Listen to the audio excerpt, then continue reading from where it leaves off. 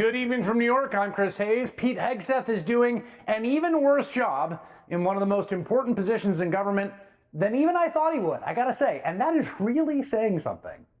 I mean, keep in mind, right? We covered this confirmation fight day in, day out. This is a guy who had more red flags than a May Day parade. It seemed like every past employee who ever worked for the guy came out of the woodwork on and off the record to talk about how unfit he was to lead the Pentagon. And there were, of course, the allegations of excessive drinking, including on the set of his old weekend cable news show. Hegseth denies having a drinking problem, but he did vow to stop drinking when confirmed for his position. Then there's the fact that the guy was basically forced out of 2 consecutive conservative veterans organizations where his tenure in charge ended in chaos amid allegations of mismanagement and misconduct.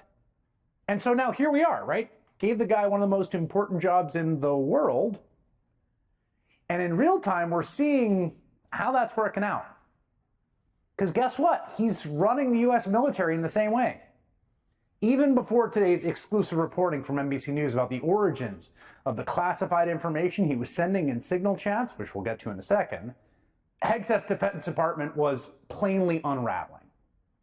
3 employees that Hegseth himself brought with him to the Pentagon. These were his buddies, his people, his loyalists. They were escorted from the building last week as part of a larger investigation into leaks from the DoD. A 4th employee, John Elliott, a longtime MAGA national security guy dating back to Trump's first campaign, resigned in frustration.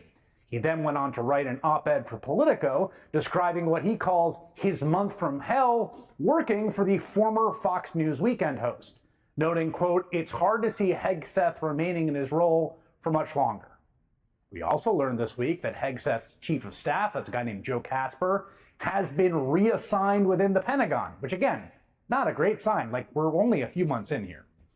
CBS News reports that Casper will now handle special projects inside the Defense Department, and that comes as the New York Times reveals new details about Casper's tenure as chief of staff, and I quote them here.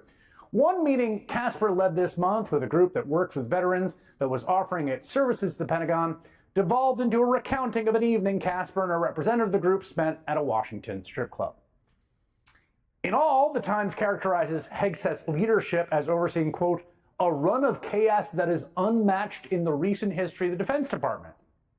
Of course, the most egregious violation we learned about so far, we all know, right, was Hegseth's use of the commercial messaging app Signal to share plainly classified military attack plans. I mean, times and destinations, right? He did that multiple times. First, in that group chat, which somehow included journalist Jeffrey Goldberg from the Atlantic magazine, apparently added by the National Security Advisor by mistake. And then again, as we learned over the weekend, in a whole other separate Signal group chat that he had, which included his wife and his brother, among others. Now, we should note, Hegseth's brother actually worked for the Pentagon. Not like before Hegseth got there, of course. No. Pete Hegseth hired his brother for some reason, because it's the new era of merit. They've gotten rid of all DEI, no favoritism, it's just merit. Can you do the job? Is your last name Hegseth? As best we can tell, his brother's work experience up to this point has been producing podcasts. And listen, I've got a brother who I love very much.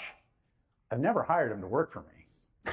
At any rate, there is no indication Hegseth's brother, a liaison for the DoD, needed to be on that particular group chat, to say nothing of Hegseth's wife. In fact, service members are told all the time not to tell their spouses classified information. His wife has apparently just been sitting in on sensitive government meetings with foreign leaders this whole time, which again, I don't really know what to do with that. And today we learned that other leaders of the Pentagon knew those attack plans were classified, of course, and only should be sent through proper government channels, of course. NBC News reporting that the head of U.S. Central Command, quote, get this, used a secure U.S. government system to send detailed information about the operation to Hegseth, adding the system was, quote, specifically designed to safely transmit sensitive and classified information. But then Hegseth used his personal phone to send some of the same information to at least 2 text chats on Signal, 3 U.S. officials with direct knowledge of the exchanges told NBC News. That's right, 3 U.S. officials told NBC News. What can you say? Can't say you weren't warned. I mean, it's just egregious malpractice from the guy running the largest bureaucracy in the entire world.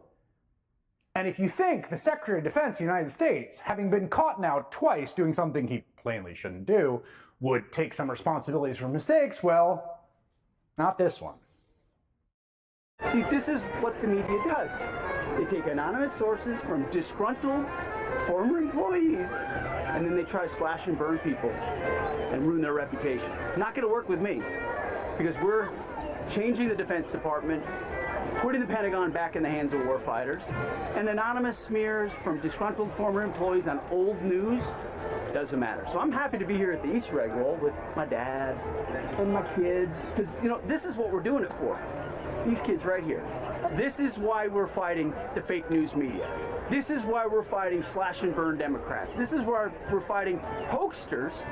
Hoaxsters. This group, no, this group right here, full of hoaxsters that peddle anonymous sources from leakers with axes to grind, and then you put it all together as if it's some news story.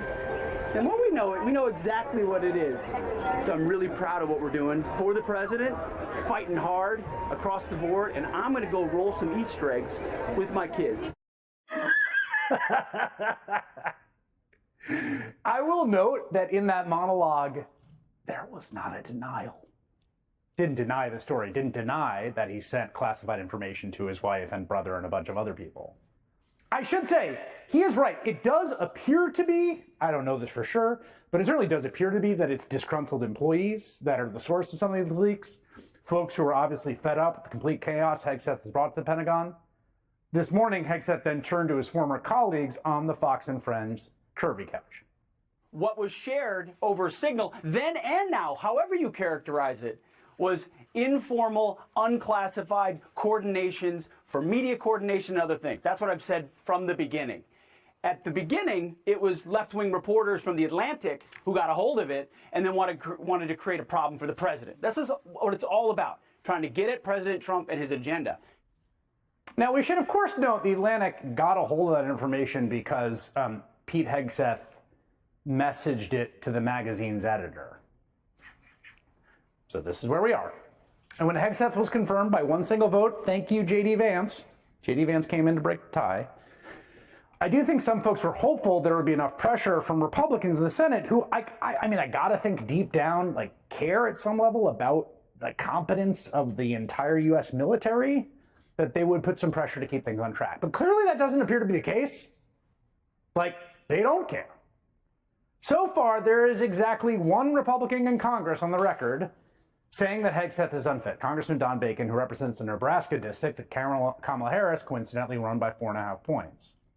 Donald Trump, meanwhile, is, perhaps not surprisingly, standing by Hegseth for now at least, which means we will continue to watch what happens when a guy run out of 2 separate nonprofits for mismanagement is given the keys to the most powerful army in human history.